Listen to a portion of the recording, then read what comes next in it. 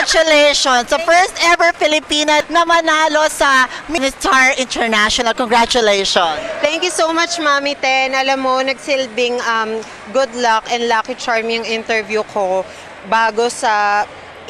sa'yo bago ko lumipad pa Brazil kasi according dun sa sponsor, napanood niya yung interview natin and since then, sabi niya na ako na daw talaga yung gusto niyang manalo. So, ayun, thank you so much dahil nagpunta ka nung send-off ko bago ko lumipad pa Brazil. So, thank you so much sa'yo.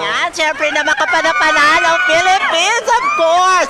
As you promised, di ba bibigay mo sa amin, sabi mo yan, nakakaiyak, nakakakilabot, sabi mo yan, ibibigay mo sa amin ang Christmas gift na iuwi ang corona. Tingnan mo na kapang Christmas talaga kasi natandaan ko siya talaga. Thank you so much for that. Thank you din. Of course, hindi naman to magiging posible without the support ng mga taong naniniwala sa akin since day one. Isa ka doon, Mami Ten.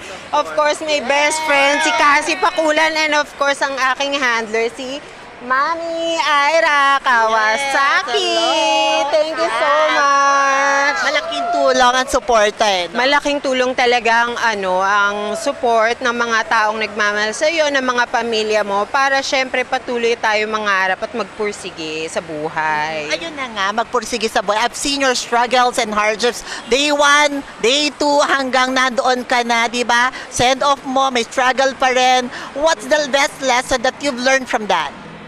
The best lesson that I have learned from this experience is to always keep thriving, no matter what the obstacle or the challenges may be. Just know that these are just circumstances to challenge and make you a better person, because now I do believe that dreams do come true as long as you work hard for it and as long as you pray and you believe in the power of your dreams.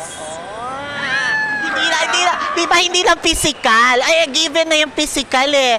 What made that mark is yung question and answer round. Very heartfelt, nakakaiyak. I think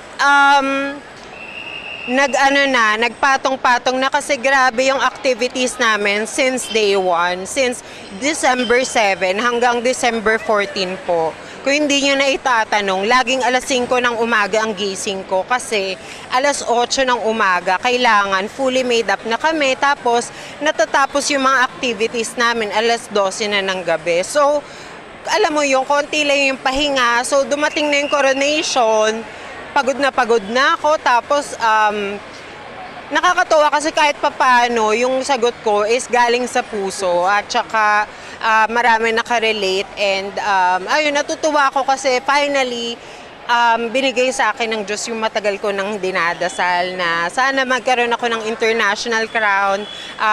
Bukod pa doon, may pagmalaki ako ng bansang Pilipinas. Kaya maraming salamat po sa lahat ng mga sumuporta sa akin online, in person, at sa mga financial sponsors ko po. Maraming salamat. Kasama ko po kayo sa tagumpay na to. The power of manifestation, ma'am. Any last words for the Filipinos at mga sumuporta sa'yo? At mga taong hindi rin naniwala at first. Well, we can't please everyone and it's okay. I've been doing pageants since 2018 and sanay na po ako sa mga taong hindi naman naniniwala, kinu-question yung kakayahan ko, yung abilidad ko. Pero,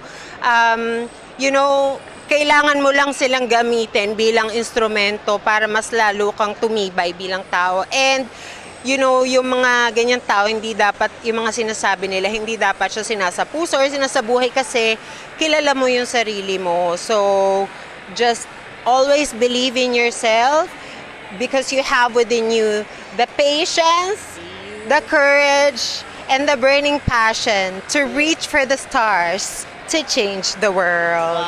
Wow! Oh, what's the first thing that you're gonna be doing now? Kasi kakalaan mo lang sa Philippines. What's the first thing?